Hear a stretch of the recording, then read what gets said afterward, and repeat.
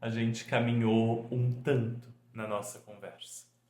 E é inevitável chegar num ponto em que a gente se pergunte: tá, tudo isso que você disse é legal, a criança aprende sozinha, a gente olha o melhor da criança, ela se corrige, entende os próprios erros e supera imperfeições, tudo isso é muito legal. Mas, Gabriel, existem alguns comportamentos que não podem ser tolerados. Existem alguns comportamentos da criança que precisam da minha interferência, da interferência do adulto.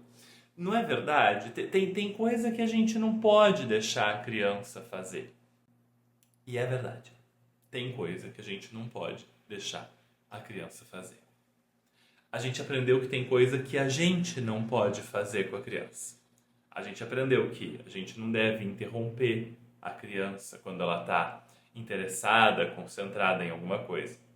A gente aprendeu que a gente não pode ajudar uma criança que progride, não importa quão lentamente, e que a gente também não deve ajudar uma criança em alguma coisa que ela acredita que consegue fazer sozinha.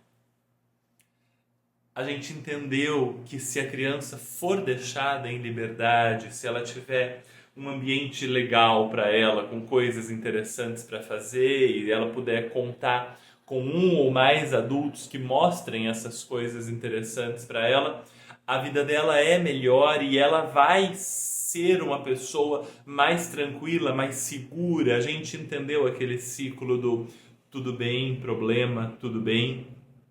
Isso tudo a gente entendeu. E eu confesso a vocês, para eu entender essas coisas não foi rápido. Eu tento explicar para vocês do jeito mais didático que eu consigo, mais amigável que eu consigo e mais acessível. Mas demorou um bocado para eu chegar em algumas dessas compreensões assim. Precisei ler Montessori, observar crianças por, sei lá, centenas. Da última vez que eu contei, mais de 450 horas observando criança, né? Precisei observar muita criança. E quando eu digo observar, não é ficar olhando, não. É olhar e anotar longamente o comportamento da criança e depois comparar aquelas anotações com a teoria disponível sobre desenvolvimento infantil. Então, teve um processo para entender essas coisas que eu tento compartilhar com vocês. Por isso, eu respeito muito profundamente o teu processo, né?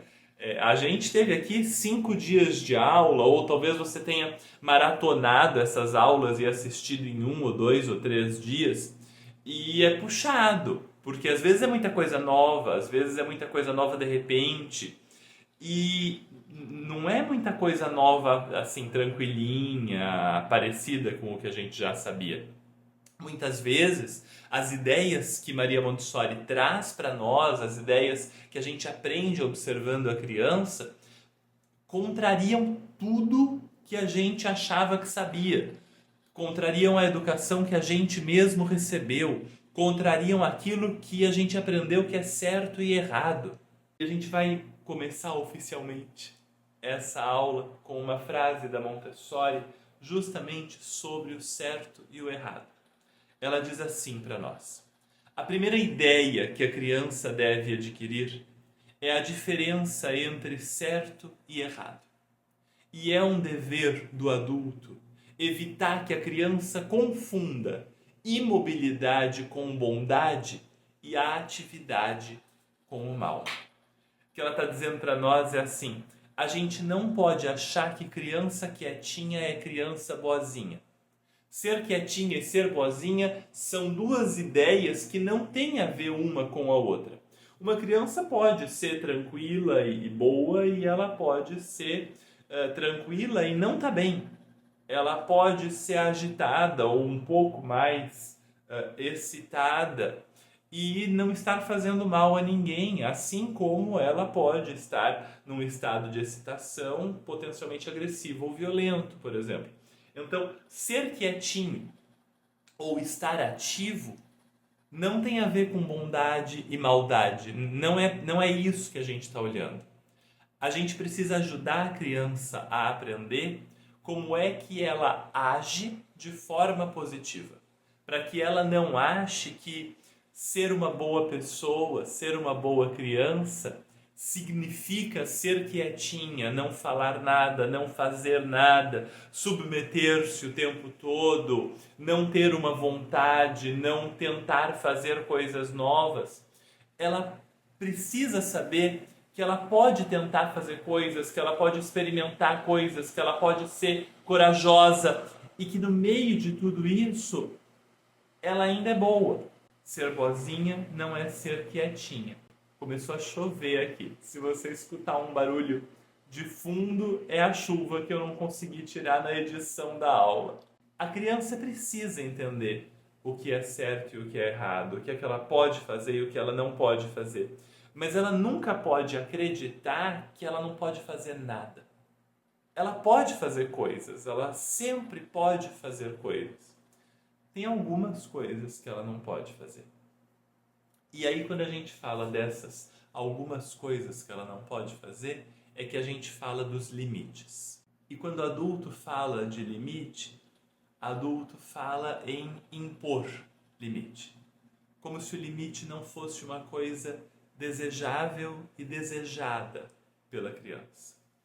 Mas veja só, você adulta aí, você prefere um mundo em que haja, por exemplo, um limite para o roubo, né? Ah, não se pode roubar, roubar é crime, roubar é imoral, roubar é condenado de muitos jeitos diferentes. A mesma coisa para assassinatos, ah, não se pode matar pessoas, é errado matar pessoas, é condenável e condenado matar pessoas. Você prefere viver num mundo em que esses limites existem? Ou você prefere viver num mundo em que eles não existem? Então, o limite, ele é desejável. A gente quer, ele não é ruim. A gente quer saber quando a gente está fazendo alguma coisa certa e alguma coisa errada.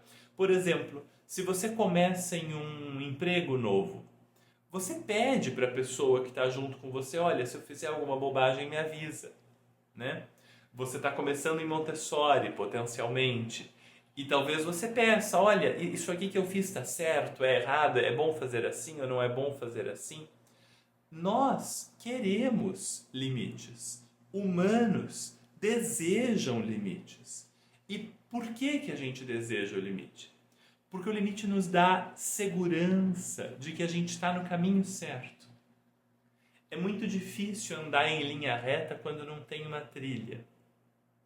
Se você é largada num descampado verde, assim, e você começa a andar, se você não tem um ponto de referência, uma bússola, uma árvore para você mirar, ou uma trilha no chão, ou uma estrada no chão, é muito difícil você caminhar em linha reta. O que começa a acontecer é que você vai caminhando torto, dali a pouco você começa a andar em círculos, você se perde. Você se perde de você mesmo. Você se perde do objetivo que você mesma queria atingir. Porque não tem um limite, não tem um direcionamento, não tem nada nem ninguém indicando quando é que você está fazendo bobagem, quando é que você está errando. E aí na vida da criança existem dois tipos de erro para os quais a gente deve dar atenção. Um tipo de erro é o erro de trabalho e o outro é o erro de conduta. Erro de trabalho a gente já falou nas aulas anteriores. Então, a criança está bebendo um copo d'água e cai água ou cai o copo. A criança está desenhando e o lápis quebra ou o desenho sai da margem do papel. Ela acaba desenhando na mesa, assim, numa linha muito longa que ela fez. Ela estava aprendendo a andar e caiu no processo de aprender a andar. Tudo isso é erro de trabalho. O erro de trabalho acontece quando a criança está tentando fazer o certo, ela está tentando conquistar alguma coisa, chegar a algum lugar e no processo, nessa tentativa, ela fracassa. Ela erra por falta de habilidade, por falta de atenção, por falta de concentração, porque ela foi interrompida, porque dormiu pouco, porque está com fome. Ela erra no processo por qualquer motivo. Os erros de trabalho nunca precisam da nossa interferência.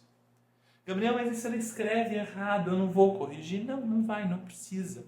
A gente vai dar mais oportunidades de escrita e mais oportunidades de leitura para que ela vá alcançando a escrita correta, a leitura correta e superando as próprias imperfeições. Veja, não é para você pegar essa gotinha do que eu estou falando e aplicar essa gotinha isolada de todo o resto em Montessori. Se você for fazer alfabetização em Montessori, estuda o processo inteiro, tá entendendo? Não é para pegar uma gotinha só e achar que aquela gotinha explica tudo. A gente sabe que uma gotinha não explica tudo. Então tem os erros de trabalho. Os erros de trabalho são aqueles que a criança comete tentando acertar. E aí a gente também tem erros de conduta. Os erros de conduta são erros de comportamento. Então a criança bate numa outra criança ou num bichinho. A criança rabisca a mesa de trabalho ou a parede. A criança rasga o trabalho de um colega. Essas situações todas têm erros de conduta. A criança teve um comportamento que não pode acontecer. Quando é que a gente sabe, em Montessori, que tem um comportamento que não pode acontecer? Quando aquele comportamento faz mal para a própria criança. Então a criança vai viver pior, vai se desenvolver pior, vai ser afetada negativamente pelo próprio comportamento. A gente sabe que aquele não é um bom comportamento. Quando o comportamento faz mal para outras crianças ou outros seres vivos. Então ela rasga o trabalho do colega, ela bate no gato de estimação. Quando o comportamento faz mal para outras crianças ou outros seres vivos, a gente sabe também que não é um comportamento possível, é um comportamento que precisa ser limitado. E finalmente, a gente sabe que um comportamento não é bom quando ele danifica o ambiente onde a criança vive ou onde vivem outros seres vivos. Então a criança que rasga a cortina, que corta a cortina com a tesoura, né? Não pode, porque ela está danificando o ambiente onde ela vive e onde vivem outras crianças ou outros adultos ou outros seres vivos de forma geral. E aí ela não está só danificando o ambiente, ela está também fazendo mal a pessoas e outros seres vivos nesse ambiente, crianças, adultos, cachorros, gatos. Então ela não pode. Não é pelo ambiente em si, pela cortina em si, mas é pelo que aquilo representa para os indivíduos, para os sujeitos que utilizam aquele ambiente onde a criança também está. Então, nesses três casos, quando faz mal à criança, faz mal a outro ser vivo ou faz mal ao ambiente, a gente não permite que o comportamento da criança continue acontecendo. A gente vai interromper. E como é que a gente interrompe? Pois bem, tem muitos jeitos de interromper. Um jeito de interromper é gritar de longe. Márcia, para de fazer isso! Esse é um jeito de interromper. Um outro jeito de interromper é tirar da mão da criança. Então, a criança está aqui com o papel e ela está dobrando, e não era para ela estar dobrando. Eu chego aqui, tiro da mão dela e saio andando com o pedaço de papel na minha mão. Um outro jeito é ofender essa criança, dizer para ela, você é burra. Eu já te falei tantas vezes que você não pode fazer isso. Bom, eu acho que você entendeu que isso é uma lista de jeitos que não funcionam. Não é uma boa lista, é uma lista ruim. E esses comportamentos a essa altura do campeonato, você já entendeu que não era uma boa ideia ter, você já sacou isso das aulas anteriores. Mas tem um outro que a gente às vezes tem e que também não é legal, que é uma coisa assim. Puxa, André, a gente não pode rabiscar a parede, né? Lembra que a gente cuida da parede? Bom, não lembra, né, gente? Porque se ele lembrasse, ele tinha cuidado, né? Aí você diz, não pode fazer isso, né? Vamos deixar a parede limpa? Não, não vamos, né? Ele acabou de sujar a parede, entendeu? Ele já fez essa escolha. Então a gente não faz pergunta para uma criança quando a gente precisa colocar um limite para ela. Imagine um rio, né? O rio tem o curso dele, tem o caminho dele.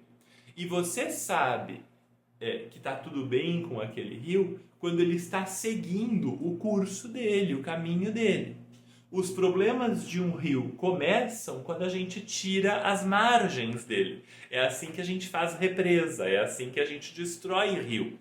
A gente tira a margem e aí aquele rio não pode mais seguir adiante. A energia do rio se espalha e não pode mais manter o caminho de desenvolvimento do rio até o mar, até a idade adulta, né? Então, a criança tem um caminho de desenvolvimento a fazer também.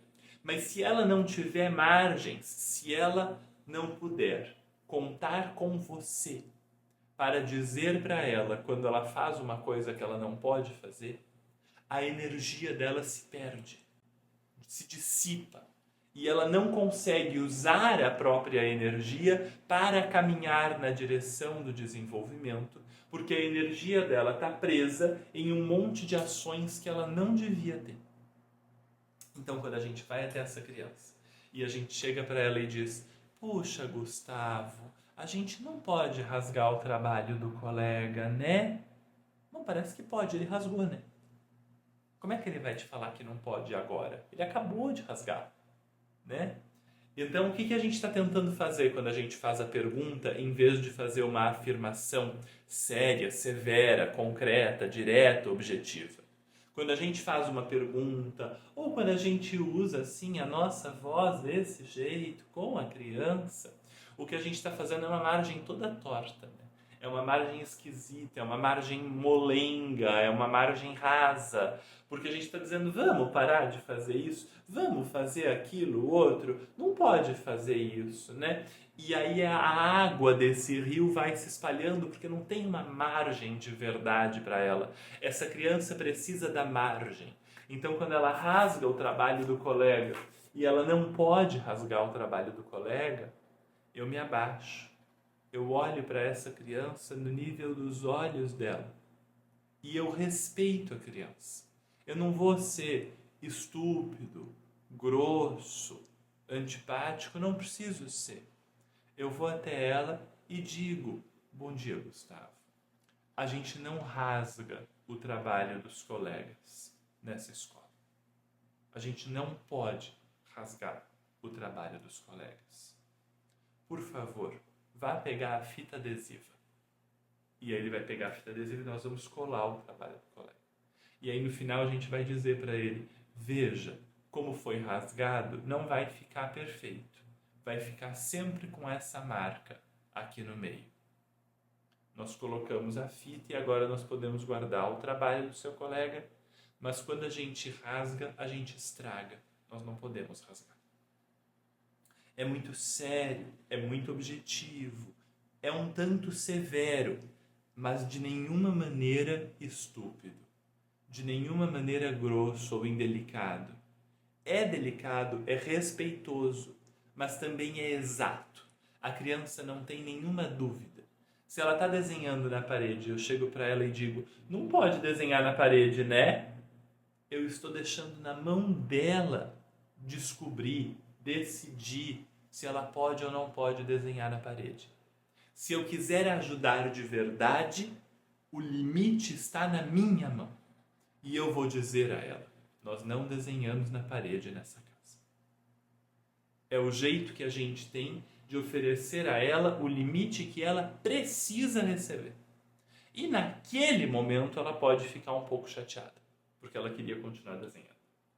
Então naquele momento ela pode ficar triste. Mas a gente percebe que mesmo no curto prazo, assim, ao longo de uma semana, 10 dias, o comportamento da criança que recebe limites seguros, estáveis, sérios, torna-se um comportamento também mais estável, também mais seguro. Porque ela agora pode acreditar que se ela fizer alguma coisa que não pode fazer, alguém vai falar para ela. Ela não precisa ficar o tempo todo em dúvida, ela pode confiar nos esforços dela mesma e pode confiar que vai haver um adulto para dizer para ela se ela fez alguma coisa que não podia estar fazendo, né? Que não podia fazer, né? Então, esse é um primeiro ponto. Segundo ponto, a gente não precisa castigar a criança. Não há necessidade alguma. Se você considerar tudo que eu falei nessas 5 aulas com você, que na verdade foi Montessori que nos falou em um monte de obras diferentes, mas se você considerar tudo que foi dito, trabalhado nessas 5 aulas que você assistiu, nunca é necessário castigar uma criança. Não é necessário mandá-la para o quarto sem jantar, proibir de ver TV, proibir de sair com os amigos. Não é necessário castigar uma criança. É necessário dar chances para que ela melhore aquele comportamento. E ela só vai ter a chance de melhorar o comportamento se ela tiver a chance de cometer o erro de novo e não cometer. Então, se a criança desenha na parede, e aí eu digo para ela, você nunca mais vai poder ficar com a canetinha na mão se eu não estiver por perto, porque você mostrou que não sabe usar a canetinha. Se eu faço isso, eu estou impedindo a criança de desenvolver a força de vontade necessária para não desenhar na parede. Porque eu estou proibindo a criança de cometer o erro. Eu não proíbo a criança de cometer o erro. Eu interrompo, eu corrijo, redireciono, ajudo a criança a consertar a besteira que ela fez, a limpar a parede, a colar o trabalho rasgado, etc e tal, mas permito que ela cometa o erro outra vez. De que maneira? Eu posso dizer a ela, eu vou guardar a caneta. Quando você quiser desenhar no papel, fala comigo que eu te dou a caneta. E aí, horas depois, ela vem falar com você e diz, eu quero desenhar no papel, me dá a caneta. E aí eu dou a caneta para ela e ela vai lá e desenha na parede de novo. Eu vou lá e corrijo outra vez. Com seriedade, objetividade, até um pouco de severidade. A severidade não faz mal. A severidade ajuda a criança a enxergar o que pode e o que não pode. A parte importante disso é que eu não estou dizendo para a criança para, que você só faz bobagem. Vai lá para o sofá, senta lá e assiste televisão. Eu não estou dizendo para ela, fica quietinha. O que eu estou dizendo para ela é, existe um jeito correto de agir e existe um jeito errado de agir. E todas as vezes que você agir da maneira errada, eu vou interromper e eu vou te redirecionar. Todas as vezes. Não pode haver exceção. É pela repetição do padrão que a criança passa a confiar nos limites, acreditar nos limites e se comportar de acordo com eles. Colocar um limite uma vez para uma criança é a mesma coisa que não colocar nenhuma vez. Você precisa colocar o limite várias vezes até que ela absorva aquilo e até que aquele limite passe a fazer parte do modelo de mundo que ela tem dentro dela. E aí ela nunca mais desrespeita aquele limite.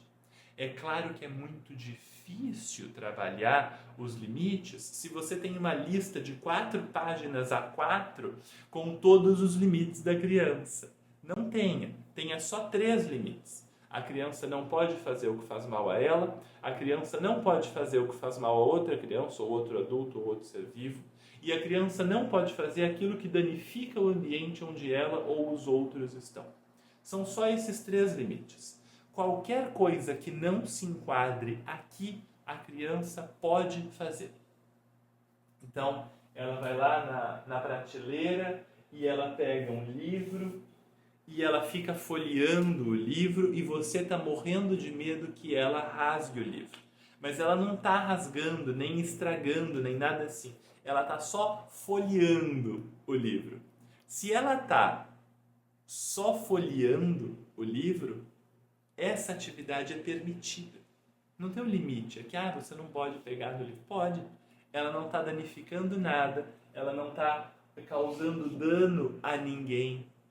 Causando mal a ninguém. Então ela pode continuar folheando o livro. Ela está usando água faz muito tempo no banheiro. Ela não está fazendo mal a ninguém, nem a ela, nem aos outros, nem mesmo ao ambiente. Porque a quantidade de água que uma criança gasta numa torneira de banheiro não faz mal ao ambiente. Se a gente leva a água a sério e leva o ambiente a sério, a gente precisa batalhar para que grandes indústrias e grandes latifúndios não desperdicem a quantidade de água que desperdiçam e para que as companhias fornecedoras de água também não tenham tantos vazamentos quanto elas têm. Mas não é a criança. A criança pode usar água à vontade, porque ela não está fazendo mal a nada, nem danificando nada, nem causando problemas a ninguém, nem a si mesma, nem aos outros. Então, a gente só tem 3 limites. Se a criança faz mal a ela, faz mal a outros ou faz mal ao ambiente, esta criança será interrompida. Com seriedade, com objetividade, com severidade, mas sempre de maneira respeitosa. Ela será interrompida e potencialmente redirecionada. Se por outro lado, essa criança está fazendo alguma coisa que não se encaixa aqui, que não faz mal a ela, não faz mal a ninguém, não danifica o ambiente, aí essa criança pode continuar, não tem nenhum motivo para que ela deva ser interrompida. Ter poucos limites nos ajuda a respeitar esses limites, nos ajuda a colocar os limites de uma forma saudável e equilibrada para a criança e ajuda a criança a entender os limites que estão sendo colocados para ela e, portanto, a respeitar esses limites também. Você aprendeu muita coisa. E você vai encontrar algumas dificuldades nesse processo, tá? Não vai ser assim, de agora para diante, prepare-se que a sua vida vai ser sempre maravilhosa. Ela vai. Você merece uma vida maravilhosa, suas crianças também. Então a vida vai ser maravilhosa, sim. Mas dentro dessa vida maravilhosa, você vai encontrar uns lugares assim que é fácil de tropeçar, você vai encontrar uns caminhos que vão se desviando assim quando você vê se perdeu, você vai encontrar um monte de adulto que não colabora, entendeu? Um monte de parente, um monte de amigo, um monte de colega que não colabora. E eu quero conversar com você sobre isso, sobre como é que você navega esta nova vida. Você escolheu uma nova educação para as crianças que convivem com você. Você escolheu um novo jeito de ser adulto no mundo, em um mundo em que existe criança. Você escolheu ser mãe de outro jeito, pai de outro jeito, professora, professor, pediatra, psicólogo, psicólogo. Você escolheu existir de outra maneira no mundo. Essa nova maneira de existir traz alguns desafios. E na nossa mega aula, a gente vai conversar sobre esses desafios. Só para te lembrar, a gente vai falar sobre as dificuldades iniciais que você encontra. Sobre como a criação que você recebeu impacta a criação que você dá. A gente vai falar sobre como a criança fica no mundo real depois, fora da bolha dessa criação maravilhosa, como é que ela lida com o mundo real. A gente vai lidar com as diferenças entre casa e escola. Quando a escola é Montessori, a casa não é. Quando a casa é Montessori, a escola não é. Como é que a gente lida com essas diferenças? E a gente vai conversar sobre como falar com a sua família, os seus amigos, os seus colegas, sobre essa nova educação que você escolheu praticar com as crianças. Sobre esse caminho novo que você escolheu trilhar. Então nós vamos falar sobre tudo isso na aula de amanhã, mas eu quero te avisar desde agora que amanhã a gente também vai abrir as inscrições para o curso de introdução ao método Montessori com enfoque no desenvolvimento infantil. O que a gente vai fazer? A gente vai abrir as inscrições para o nosso curso de introdução ao Montessori, que é uma série de aulas gravadas, umas 6, 7 horas de aulas gravadas que vão apresentar Montessori para você de maneira densa e muito legal. E aí a gente vai ter uma série de aulas ao vivo que também vão ficar gravadas, em que a gente vai aplicar aqueles conceitos a cada plano do desenvolvimento, a cada idade da criança. Então, todos os conceitos que você vai ver no curso de introdução, como é que se aplica a criança entre 0 e 3 anos? Como é que se aplica a criança entre 3 e 6, entre 6 e 12, e ao adolescente? Como é que fica em cada idade? Então, é um curso de introdução a Montessori, que é um curso que eu já dou há... quanto tempo? O primeiro foi em 2013, 10 anos. Faz 10 anos que eu dou esse curso, ele foi refinado à exaustão até ficar assim, um amorzinho para você. E essas aulas estão gravadas lá, de uma vez que eu dei esse curso presencialmente recentemente, foi gravado em alta qualidade, está disponível para você. E aí a gente vai ter depois umas lives desse jeito, assim, longas, profundas, em que a gente vai aplicar esses conceitos a cada faixa etária. A inscrição não está na descrição desse vídeo, Se você estiver assistindo esse vídeo até dia 22 de março de 2024, você não vai achar o link na descrição. Você só vai achar o link para a live. Mas, se você estiver assistindo do dia 23 de março em diante, aí aqui embaixo tem link para você se inscrever e assistir tanto o curso de introdução, esse começo teórico e gravado, quanto as aulas de enfoque e aprofundamento nas diferentes fases do desenvolvimento, tá? Mas nesse momento, o que eu quero mesmo, do fundo do meu coração, é que você esteja comigo na live que vai acontecer no sábado, no dia 23, tá bom? Isso eu quero muito, porque esse caminho que você escolheu trilhar merece ajuda. E eu sei te dar essa ajuda. Eu dou essa ajuda todo dia para milhares de pessoas há muito tempo. E não é fácil acertar sozinho. É muito mais fácil acertar se a gente tiver um pouquinho de direcionamento. Nós passamos a aula toda falando sobre a importância do direcionamento. Então, venha para a nossa live às 8 horas da manhã pelo horário de Brasília, no sábado, dia 23 de março de 2024. Se é depois disso, a live vai estar disponível gravada aqui. Mas vem aqui no YouTube, o link está aqui, você participa, faz as perguntas que você quiser e a gente vai conversar. Tá bom? Olha, muito obrigado. Muito obrigado. Foi uma delícia conversar com você até aqui. Eu só não vou me despedir porque a gente tem mais uma conversa maior do que essas todas que a gente teve até agora e mais profunda do que todas elas na manhã do sábado. E eu te encontro lá. Um abraço grande. Até sábado.